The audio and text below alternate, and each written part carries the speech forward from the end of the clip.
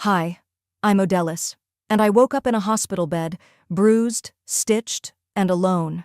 The trip to Rome? I paid for it, but they took it, without me, left me behind like I was carry-on they meant to forget. And my mom's only message? Don't bother calling, we're having pasta. That moment? It shattered more than trust. But this time, I didn't cry. I made a different kind of call. One they'll remember for the rest of their lives. Have you ever been left behind by your own family?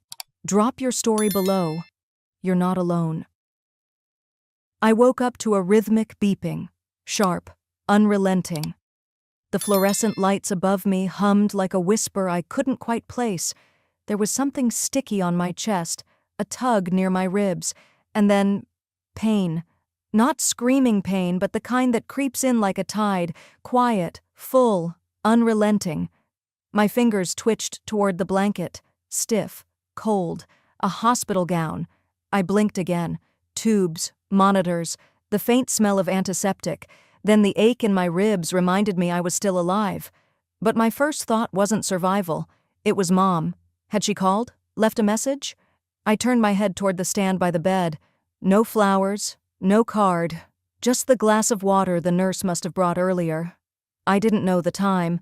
Only that the sky outside the window had dimmed into that bluish-gray shade between late afternoon and nightfall. I closed my eyes and reached back to the last thing I remembered, the sound of screeching tires, metal folding, then nothing, the crash, and then the silence. That morning felt like a world away. I'd been running late. A client had moved our meeting up, and I'd skipped breakfast to make it on time. The GPS was shouting turns while I applied lip balm at a red light. Right then, Mom had called, not to check in on me. She never did that. No, she wanted to remind me that Lyle needed help packing for his graduation trip. He's a mess with organization, she said, and he's never flown international. You know he won't remember his passport unless someone's there to triple-check it. I muttered, I have a meeting, Mom. She barely paused.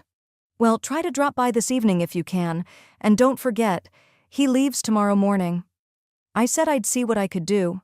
I always said that, and I always showed up. I'd helped Lyle with every major milestone in his life. College apps, first car loan. I even co-signed on that ridiculous crypto investment he swore would make us both rich. It didn't. But I never told our parents. It would have tarnished his future, as Mom used to say. I sighed, reaching for my phone on the tray beside me. The nurse must have left it there while I was still under.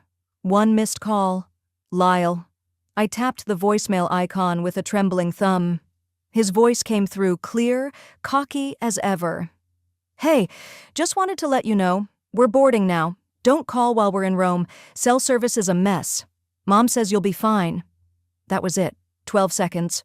We're boarding now. That meant they were already at the airport when I was being wheeled into surgery. I stared at the wall in front of me. They knew, and they still left. While I lay here, bruised, bleeding, alone. The nurse came in not long after, a gentle woman with short gray curls and kind eyes. She smiled. You've got some pretty nasty injuries, hun. 3 cracked ribs and a dislocated shoulder. But you're stable now. Anyone coming by to see you tonight? I nodded. Yes, my family's just running late. Lie. Clean. Simple. She smiled politely, but I saw it in her eyes. She knew. I turned my head to the window again. It had started to rain. Not a dramatic storm, just that soft, endless drizzle that somehow made everything quieter. Dinner came. Some sort of mushy casserole I didn't touch. The water had gone lukewarm. I opened Instagram. I wish I hadn't. There it was, a photo of my mother and Lyle smiling with champagne glasses in hand, standing beneath a first-class lounge sign.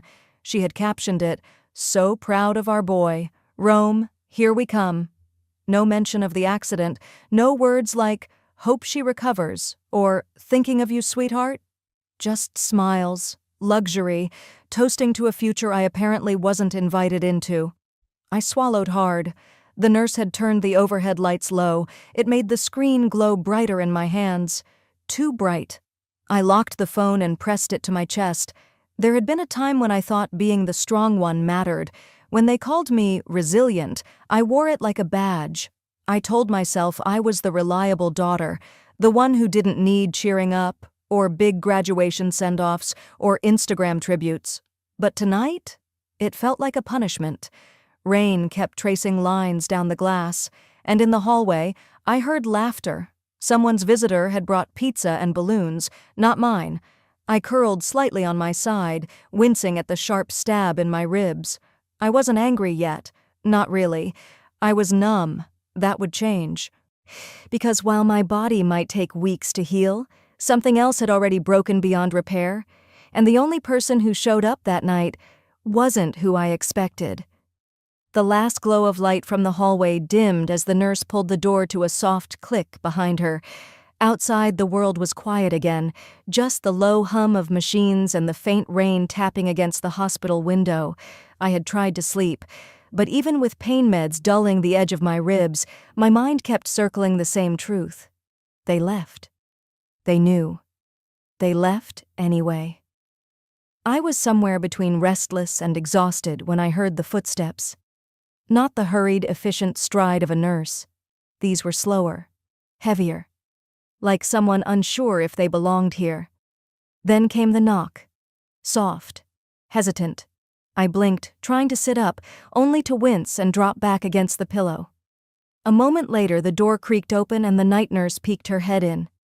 "There's someone here for you," she said quietly. I wasn't expecting anyone. "Your mom?" she asked gently, but I shook my head before she could finish. Then I saw her, framed in the doorway under the pale hallway lights. Aunt Glynis, not my mother, not Lyle, not even a cousin from the sidelines of family functions. No, my estranged father's only sister, a woman I hadn't seen since the Thanksgiving 5 years ago when she cornered me in the kitchen and whispered, "You're not like your mom. That's a good thing."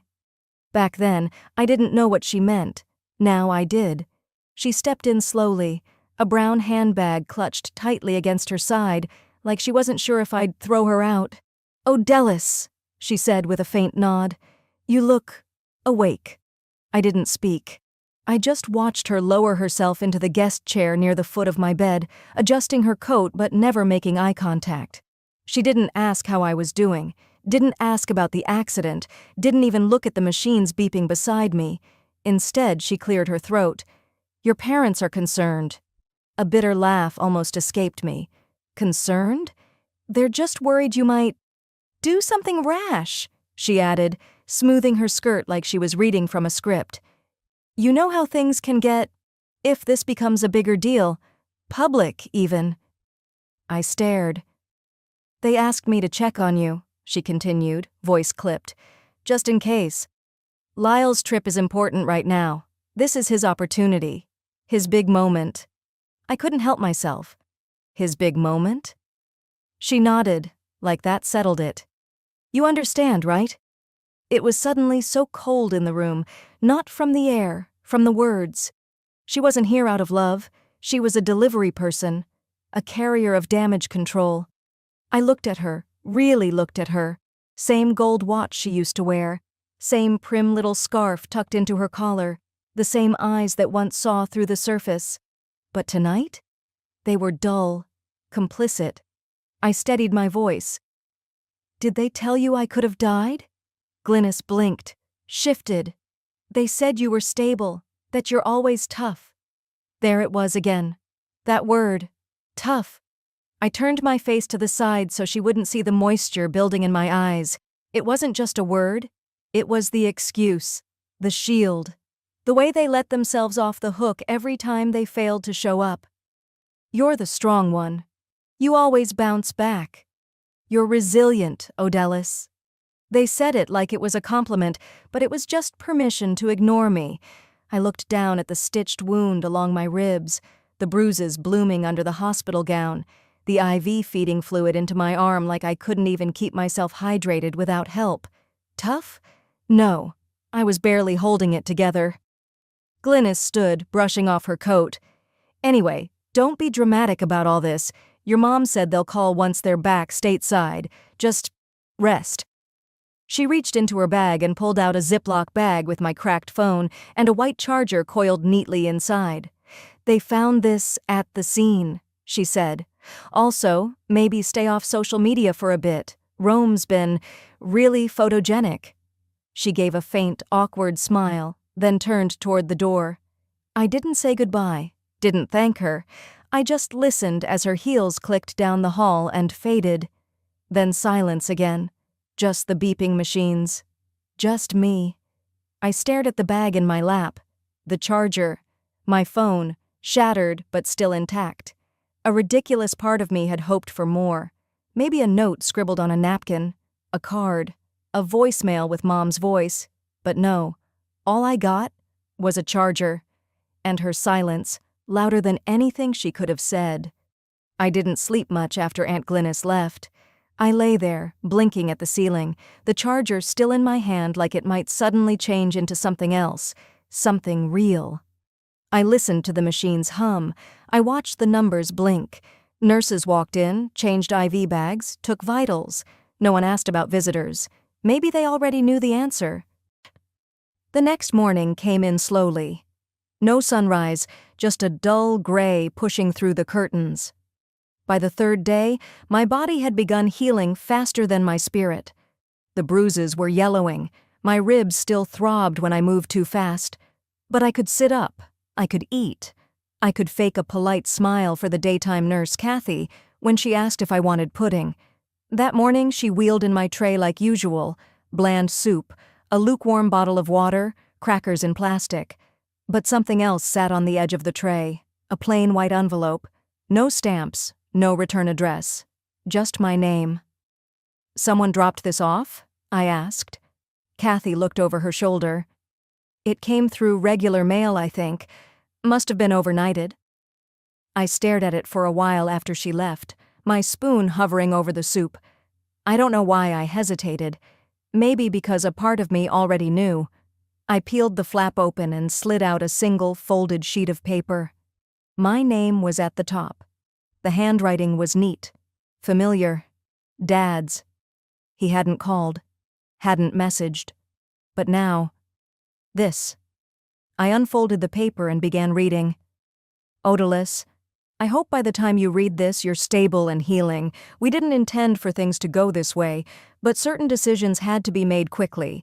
Lyle's opportunity abroad is significant, and any distractions, especially emotionally charged ones, could jeopardize his future. Your mother and I agreed that it would be best for everyone if we moved forward with clarity and purpose.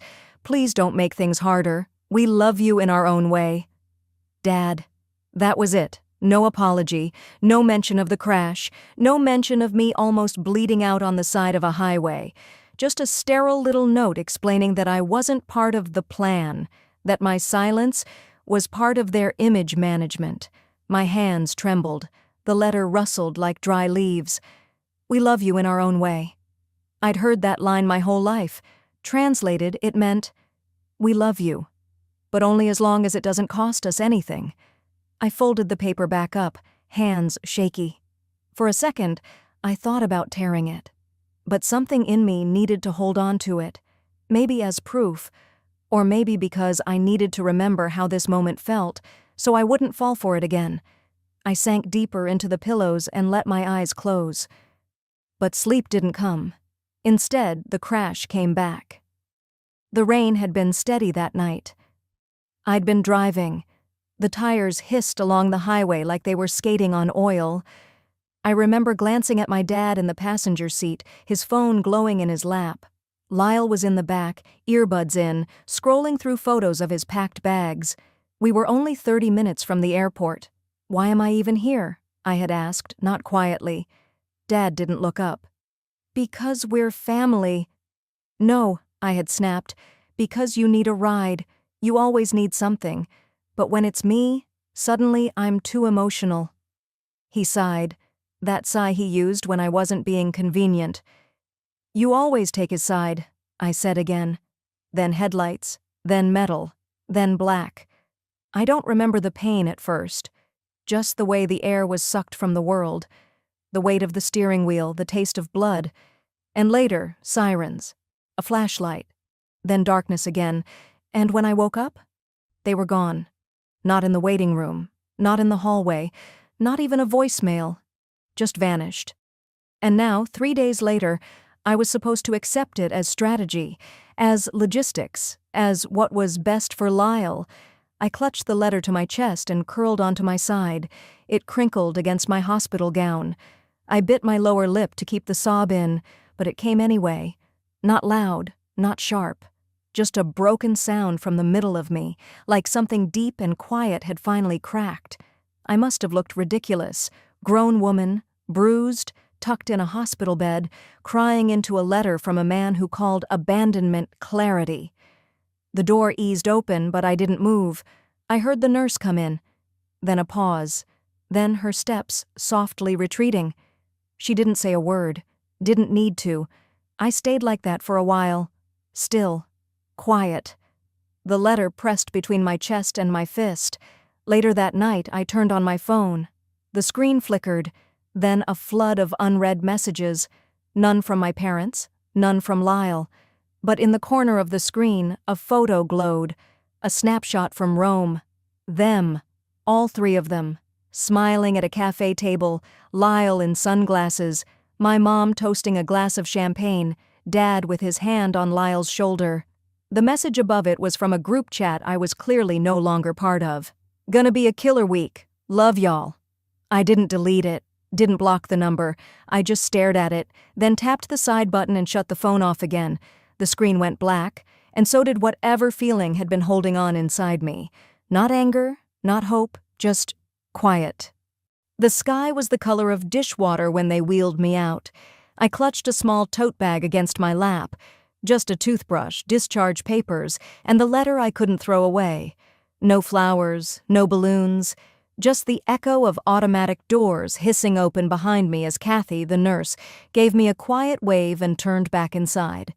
I sat there, parked near the curb in a battered wheelchair, watching cars pull through the hospital loop. One after another. None slowing down for me. After 10 minutes, I reached for my phone, more out of habit than hope. Still no new messages, and then I heard it. Odellis? I turned. A man stood beside a silver sedan. Tall, dark jacket, hair a little longer than I remembered, but neat. There was something familiar about the set of his jaw, the quiet way he looked at me like he already knew the shape of my pain. "It's me," he said. "Arlen, from Glen Cove High." It took a second, but then I saw it. The boy who used to sit 3 rows back in AP English, always scribbling in a notebook, barely speaking. The one they called Invisible Arlen. He used to eat lunch behind the band room vending machines. Now here he was, looking like a whole different man. Steady, clean cut. Older, sure, but calm in a way that made my chest ache. I blinked. "You're kidding."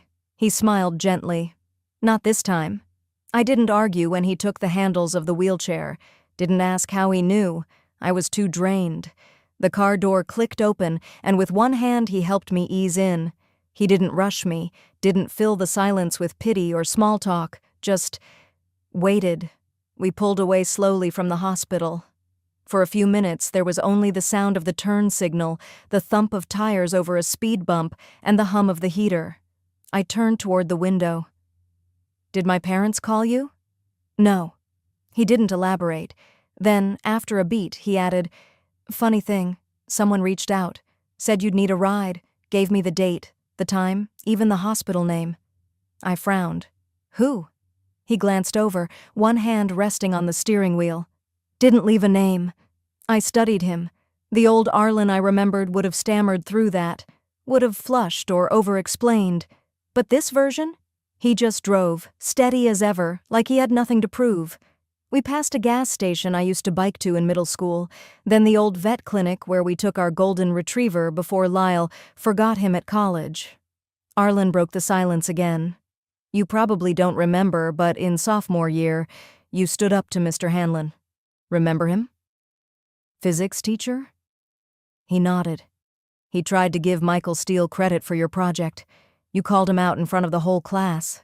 Said, I didn't burn my fingers on sulfuric acid just so some golden boy could take the A." I smiled faintly. I was grounded for a week. Still, he said, that moment? It changed something for me. I looked over. How? He shrugged, a little sheepishly. Back then, I didn't talk, didn't know how. But seeing you speak up like that, it reminded me people could. I let that sit between us. Not because I didn't care, but because I hadn't thought about that day in years. Funny how the world remembers pieces of you that you've buried. We passed my parents' street. I didn't say a word. I just watched their house flicker by. Shutters still crooked, Lyle's car missing from the driveway, a porch light left on like they were expecting someone, anyone but me. Arlen didn't slow down. Instead, we kept driving. 10 minutes later, we pulled into a quiet cul-de-sac. At the end was a tidy brick duplex with a narrow porch. Not fancy, but neat, clean. He parked. I don't understand, I said slowly. Someone prepaid for 2 weeks here, he said, stepping out. Said you'd need space, gave your name, left the rest to me. I hesitated. You don't even know me. He paused, resting his arm on the open car door. Maybe not well, but I remember how you looked the day you stood up for yourself, and I remember thinking, if someone like her can disappear, what chance does the rest of us have? That hit harder than I expected. Inside the duplex, everything smelled faintly of lavender. A small table had been set with a pitcher of water and a note. Fridge stocked, towels in closet, rest. I stood there in the doorway while Arlen hovered near the entrance. He looked down for a moment, then asked quietly, Odalys, they really went to Italy without even calling you? I nodded once. Damn, he whispered. You deserved better, even back then. He didn't stay, didn't ask for anything, just tipped an invisible hat and said, if you need anything, I'll be around. I live 15 minutes out. And then he was gone. I closed the door behind him. The lock clicked gently into place. For a while I stood in the silence, listening to my own breath, to the space around me, to the truth still echoing in my chest. I wasn't okay, not yet, but for the first time in days, I didn't feel invisible. That night I couldn't sleep, not because of the pain, but because of what I saw when I opened my emails. The sheets rustled as I sat up, the quiet of the duplex pressing in around me. The rental was peaceful, too peaceful. I reached for my phone on the nightstand, more to distract myself than anything else. But the screen was lit with a new notification. Security alert, storage access attempt. I blinked, then tapped. An email from the property manager. Someone had tried to enter my unit at 9:43 p.m. Failed twice. Then, 15 minutes later, passcode successfully changed. My breath caught. I hadn't given anyone access, not even a spare key code. I tried logging into my account, but the screen flashed red. Unauthorized. Contact administrator. I rubbed my eyes, thinking maybe I was still half asleep. That maybe the painkillers were fogging things. But then, another email came in. This time forwarded from my old personal Gmail account. Subject, Clearing Odalys's Things, Rome Trip Timeline. The first sender? Carson. Then my mother, and a woman I didn't recognize, her email tagged as Re-Agent Private Consult. I opened the thread. Carson had written first. Hey, now that she's stable, we should go ahead and clear the unit. She doesn't use any of that stuff. No point in paying rent on it. Then came Mom's reply. Agreed. Honestly, it's just more of her clutter. You know how she accumulates. No real plan, just piles and piles of sentiment. Let's streamline. The real estate agent chimed in. Noted. I can coordinate with a donation center and resale appraisers. Need a rough timeline, though. And then Carson again. We'll be in Rome until the 12th. If we authorize the lock change today, they can start clearing by Friday. Let's aim to have the unit emptied by the time we're back. She'll still be recovering anyway. The words were clean, sterile, clutter, streamline, emptied. I scrolled down. A PDF was attached. Odalys Unit, Inventory, 2025 Q2 at XLSX. I clicked it open. It wasn't just a list. It was a breakdown. White gold bracelet, minor wear, meters, $320 resale. Professional certification folder, low relevance, childhood quilt, frayed edges, donate, MacBook, older model, wipe and sell if functional. Large furniture, table, armchair, consider posting on local marketplace, photos, no market value, dispose if unclaimed. A note at the bottom in Carson's handwriting. Some of this might still sell well. She's not mentally attached. Could have done this months ago. I couldn't move. My fingers lost grip. The phone hit the duvet with a soft thud. I just sat there, staring at the ceiling. It wasn't just thoughtless. It was planned. Typed. Budgeted. Turned into a spreadsheet with bullet points and price tags. I wasn't a person in their eyes. I was inventory. My heart wasn't pounding, it was stalling, like my body didn't quite know how to process what it had just seen. I placed my hand over my chest, just to feel something. Anything. The silence in the room stretched, thick and still. Even the hum of the heater felt distant. And then I remembered something. It came back like a ripple. Quiet. Sudden. I was 16. Carson had just returned from college after dropping out. I had my own room then. Light blue walls, a corkboard of science fair ribbons, and a paper swan I'd folded in middle school still hanging from the ceiling fan. One night, Mom knocked on the door. Her voice was syrupy sweet. "Honey, we need to give Carson his space. He's going through a lot. You're the flexible one, remember?" They had me move my things to the attic crawl space, right above the laundry room. No heat, no door. I'd packed without arguing. Because I was the flexible one. That was the phrase they'd always used. Flexible. Not cherished, not protected, just movable, disposable. I pressed my palms against my forehead. "God," I whispered, "they really don't love me." Saying it out loud didn't make it feel more real, but it did strip away whatever last sliver of illusion I had left. I wasn't just neglected. I wasn't just forgotten. I was a burden, a line item on a to-do list. I pulled the blanket tighter around me, curling slightly on the edge of the bed. My chest felt too full, but also like it was caving in at the same time. I didn't cry, not because I wasn't hurt, but because the betrayal was too calculated to grieve. It wasn't some heated argument or impulsive insult. It was deliberate strategy, typed, shared, approved, by people who knew my favorite childhood blanket, who held my hand after my tonsil surgery, who smiled in old Polaroids with me in their arms. I lay there until the first light of dawn crept in through the blinds.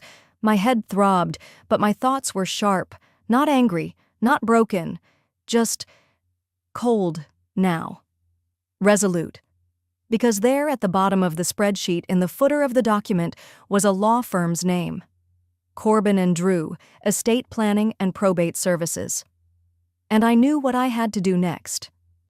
The next morning, I packed what little I had and walked to the law office whose name was on the document footer. I didn't call ahead. I didn't make an appointment.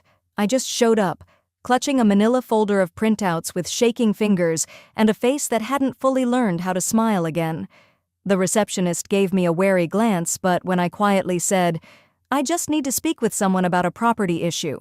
Please, it's urgent," she nodded and asked me to wait. 20 minutes later, I was ushered into a warm office filled with books and the faint smell of wood polish. The man behind the desk was in his early 60s, neatly dressed, cautious in his gaze. His nameplate read, "Kelman, Partner." He stood and offered his hand. "Ms. Odalis Renner," I said, sitting down, "I believe your firm is handling some estate documents connected to my family. I'd like to see any public property filings that include my name." He didn't rush. He asked for ID, made a copy, then sat back at his desk and typed something into his system. The room went still except for the soft tapping of his fingers. And then, his face changed. He blinked, looked up at me again, then back at the screen. "Ms. Renner," he said, voice slower now. "It appears your name is still listed as a legal co-owner on the property at South Oak Drive." I stared at him. "I'm sorry, what?" "It's a home," he continued, pulling up the file. Secondary residence, refied in 2008 during the housing collapse. You were listed as co-signer and co-owner, a 50-50 split, and your name was never removed. I couldn't speak for a moment. South Oak Drive. I knew that place. The one they called the retreat house. It was where they sent Carson to clear his head every time he failed something. Where Mom hosted her garden club luncheons. Where they went when they needed a break. From me. I remembered signing something back then when Dad pulled me aside one afternoon after class and said, "Sweetheart, we just need your name on this to help us out. It's nothing permanent. You'll be doing something good for the family." I was barely in my 20s. I said yes because I always said yes. And now, 17 years later, that signature, faded and forgotten, had become a shield.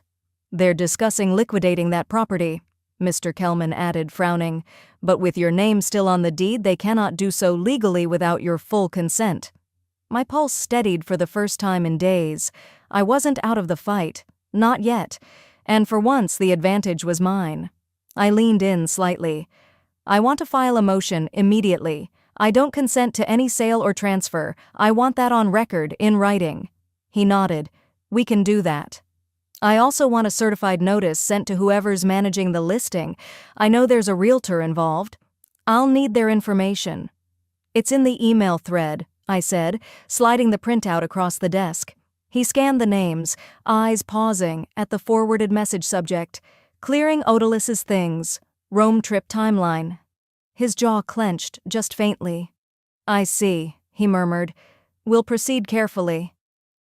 As he printed the forms and prepped the filing, I watched his hands. Steady. Professional. Like mine used to be when I worked in admin before the surgeries, before the distance, before I started shrinking into the corners of my own life.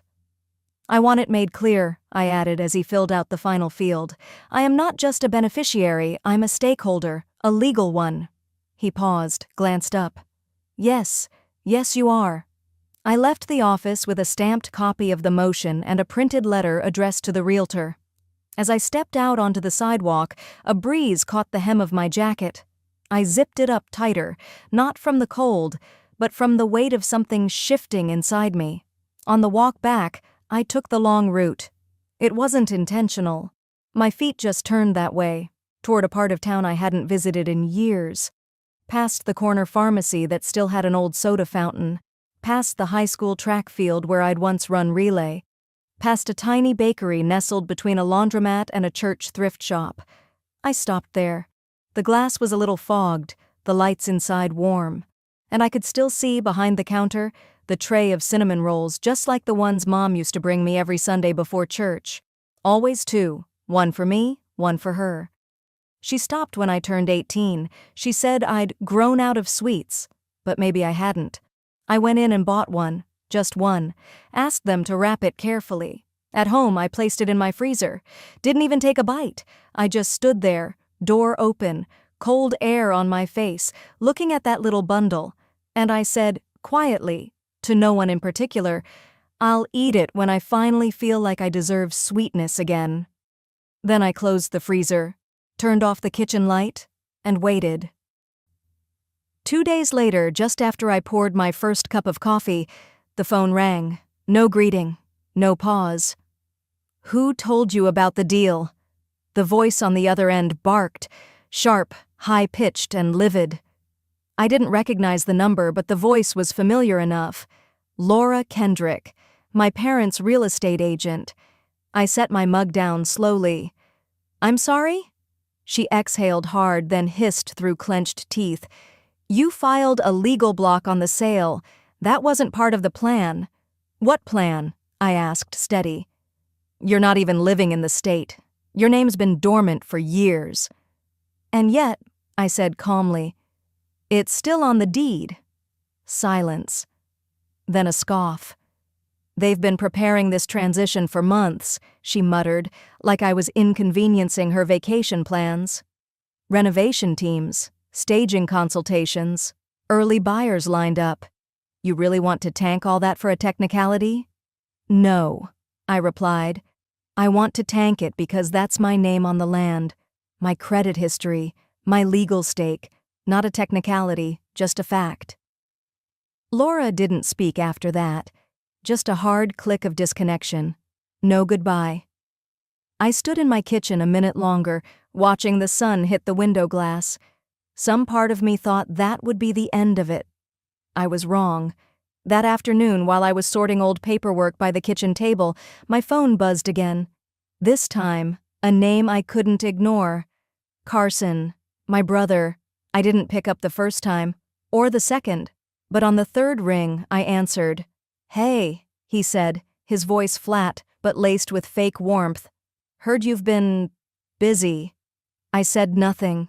He let out a forced laugh. "Look, I get it. You're upset, but do we really need to turn this into some courtroom drama?" "You're the one who didn't tell me about the listing," I said. "It was going to be a surprise." "For who?" I asked. "Because I've already had my fair share." He sighed. "You've been out of the loop for years, Deli. Mom and Dad figured you wouldn't be interested, thought you'd moved on." "They didn't ask." He paused. "Well, you sure made your point now. You've complicated things." His voice dropped lower. That fake sugar in his tone disappeared. "Just know this," he said. "You're not going to like how this turns out if you keep pushing." I leaned back in the chair. "That a threat, Carson?" "No, it's a reality check." I waited a beat, then replied, "I've already spent too many years regretting how silent I was. I picked up the motion copy off the table. I won't regret." He hung up. I didn't flinch. Later that evening, I stood at the sink, rinsing plates from dinner that barely touched my appetite. Carson's words played over again in my mind, but it wasn't just what he said. It was the way he said it, like when I was 19 and he borrowed my car for a week, said he'd bring it back after finals. He never did. Dad told me to drop it. "He needed it more than you," Mom said. That was the first time I understood what erasure by family felt like, but not anymore. The next morning, I stepped out for air and walked to the small cafe 2 blocks from my place. I needed noise, people around, something normal. I was sipping coffee near the window when a woman slid into the seat across from me like it was the most natural thing in the world. "I'm Cheryl," she said, resting a worn leather folder on the table. "We've never officially met, but I used to be treasurer on your parents' HOA board." I blinked. "Okay." She leaned in. "I overheard your name in a meeting, more than once. It didn't sit right." My stomach tightened. "They've been using your name," she said quietly. "On authorizations, financial forms, backdated things. I kept some copies because it felt wrong." She opened the folder. Inside were printouts, emails from the HOA board, authorizations signed Odalys R. on dated forms from the years I was still in college, halfway across the country. I touched one of the pages. The handwriting wasn't mine. The signature? Almost, but off. How did they even— They pulled strings, said you gave permission verbally, that you were just unavailable to sign. But they used it, voted with it, collected on it. I kept flipping. Tax exemption documents, utility bill shifts, even HOA project approvals that were all passed because both owners consented. And I'd had no clue. Cheryl sighed. "I thought you should know." I looked up, met her eyes. "Why now?" "Because the truth's overdue, and you're finally home." She stood and walked away. I stayed there a while. Didn't cry, didn't scream, just sat in that cafe booth, hands trembling a little as I gathered the papers and slid them back into the folder. "They never thought I'd come back," I whispered to myself. "Never thought I'd open my mouth." But I had, and I would. By the time I returned home, the sky had gone gray, the air heavy like it was holding something. I went straight to the freezer, opened the door. The cinnamon roll was still there, wrapped, untouched. I stared at it. My breath steadied. Not yet, but I was closer. I closed the freezer gently, then walked to the table and opened the folder again. There, tucked into the very back, was one more page I hadn't noticed earlier. My name, my social security number, next to a loan application. I didn't blink. My social security number sat at the top of the page, plain as daylight, right above a loan application I never signed. A home equity loan, 6 figures, taken out during a year I was living 3 states away. The signature at the bottom? Neat, slanted, too polished. I'd never looped my R like that in my life. My breath stayed steady, but my hand shook just enough to smear the edge of the print as I turned the paper over, hoping, foolishly, for something else. An explanation, maybe even a mistake. But no. On the back was the lender's contact info, a local credit union I didn't bank with, a timestamp, and a list of uploaded ID documents. Whoever had done this had scanned my license, my old one, from before I'd moved, and someone must have had access to it. I didn't go to sleep that night. I stayed up, lights low, the hum of the refrigerator the only sound in the house. I stared at the folder like it might burst into flames if I kept looking. By 7:05 the next morning, I was outside the Housing Authority building. No appointment, no makeup, no time for anything but facts. I handed the folder to the intake clerk and said, "I believe my name and identity were used to take out a fraudulent loan." The woman flipped through the pages, her expression unreadable. When she saw the social security number, she squinted, then tapped something into her computer. She looked up. "Hang on a minute." 10 minutes passed. When she came back, her tone had changed. "We've been watching that street for a while," she said, voice low. "You're not the first to call." That stopped me. "What do you mean?" "I mean," she said carefully, "this isn't the first suspicious filing tied to properties on that block, some involving unusual signatures, long-time ownerships being flipped overnight. The bank flagged a few, then it quieted down." "So someone's been running a scam?" She didn't answer directly, just said, "You'll need to file a sworn affidavit and we'll open a fraud case. We'll notify the lender, but you should contact them too." I did. I sat in my car for nearly an hour after that before dialing the credit union. When I gave them the account reference number, the man on the line asked me to hold. A minute later, another voice picked up, softer, older. "I'm going to be honest with you," the woman said. "We've seen a few of these, documents filed with the right IDs but the wrong digital signatures. Your address didn't match your tax record that year." Of course it didn't. I hadn't even been in the state. That afternoon, after stopping home to gather more papers, I got a text I wasn't expecting. "Special HOA meeting. Tomorrow evening. Mandatory attendance. Urgent." I stared at it for a moment, then another message came in, from Cheryl. "They're hearing whispers. Some folks are mad, others just confused. But they're starting to talk." I texted back, "I'll be there. But I'm not just bringing questions, I'm bringing proof." The next evening, just before 6, I walked into the HOA community hall with a copy of every document I had, neatly labeled, organized in a folder thicker than the one Cheryl had handed me days ago. The room was packed, neighbors I hadn't seen in years, others I only vaguely remembered from holiday lights competitions or mailbox mix-ups. Whispers stopped when I walked in. Cheryl met me at the side door. "Your parents are here," she murmured. "They came early, sat in the front." Of course they did. I stepped to the front, cleared my throat, and faced the crowd. "I know most of you as neighbors, some of you barely at all, but you know my parents.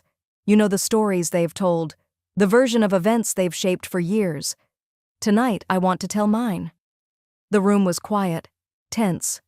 I opened the folder and began. First, a mortgage loan, filed in my name, without my consent.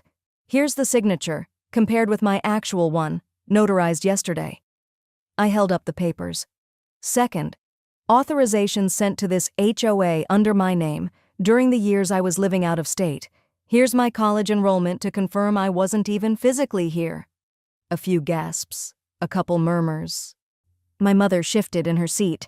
Her mouth opened, but I kept going. Third, utility rerouting with forged access, dated back to— "That's enough," my mother snapped. "You're blowing this out of proportion. This is family." "No," I said, holding up a hand. "This is fraud." I reached for the notarized letter Cheryl had provided. "Cheryl, would you mind?" Cheryl stood, stepped forward, and read aloud. I, Cheryl Dean, former HOA treasurer, testify that Odellis R. was not present nor known to have participated in the meetings or approvals listed here. I noted the discrepancy and kept copies due to personal concern over procedural violations. The room fell silent.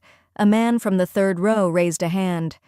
So, did your parents really use your ID? I looked directly at my mother. She didn't answer. My father stood up and muttered, "This is all performative garbage," then stormed out the side door, the slam of it echoing. My mother remained seated, face frozen, lips tight, like she wanted to disappear. I didn't say anything cruel. I didn't point or gloat. I just said quietly, "I didn't do this to shame you. I did it because it had to stop." A woman near the back clapped. Then another. It wasn't loud. It wasn't dramatic. Just respectful. I closed the folder and walked out, shoulders straight, heart steady. The air outside had cooled, the last light of evening stretching long shadows across the sidewalk. I passed the bakery on the corner, same one I'd ignored every day since returning. This time, I went in. I picked a cinnamon roll from the display, paid in cash, not for her, for me. When I got home, I placed it on a small plate, poured a glass of water, and sat quietly in the kitchen. I was about to put the plate in the fridge for later when I noticed a thin envelope on the floor by the door. No return address. I opened it. Inside was a check, signed by my father. The envelope had no return address, no logo, no stamp from a law office. Just my name, handwritten in that familiar slanted print I hadn't seen in a while. I stood with it in my hand for a long minute at the mailbox, the cinnamon roll still warm in its paper bag tucked under my arm.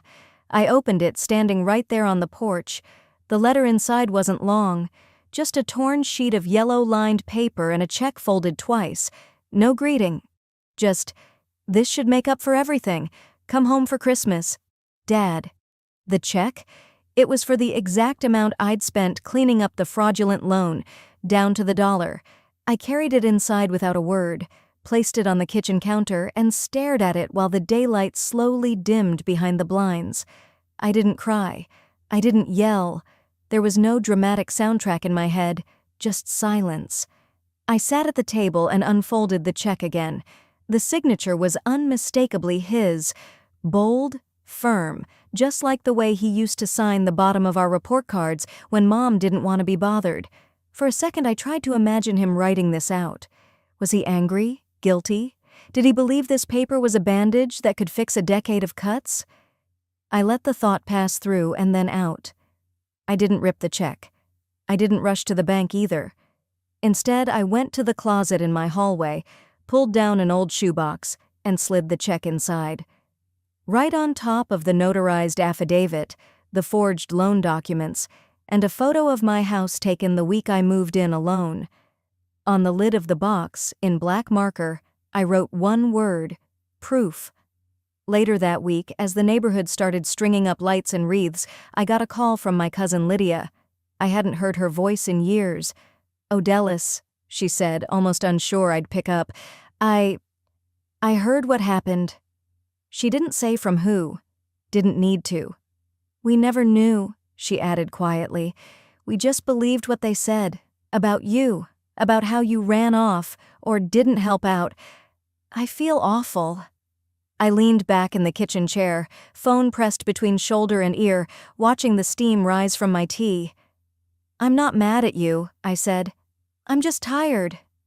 She paused, then asked softly, "Would you come to the family dinner this year? I'll be there. So will Aunt Mel. No pressure." I thanked her, but I didn't go. Instead, I spent that evening doing something I hadn't let myself do in years. I started rearranging the house, not to make it look nice for visitors, but to feel like it was mine. The family portraits? I took them down. I didn't burn them, just packed them in a drawer. In their place, I framed snapshots of myself, hiking alone, smiling by a lake, sitting on a park bench with a cup of coffee and no one needing anything from me. Then I hung a small wooden sign I found at the flea market last summer. It said, "You don't need permission to begin again." And I meant it. By January, I'd started volunteering at the local library twice a week. They needed someone to help with teen programming. And one girl, Marnie, showed up every Tuesday after school like clockwork, a little too quiet, eyes a little too sharp. One day, while sorting returned books, she asked without looking up, "Did your mom ever say stuff to you that made you feel less?" I glanced at her, then placed a thick novel back on the shelf. "Every week," I said. "Sometimes every day." She blinked. "What did you do?" I took a breath.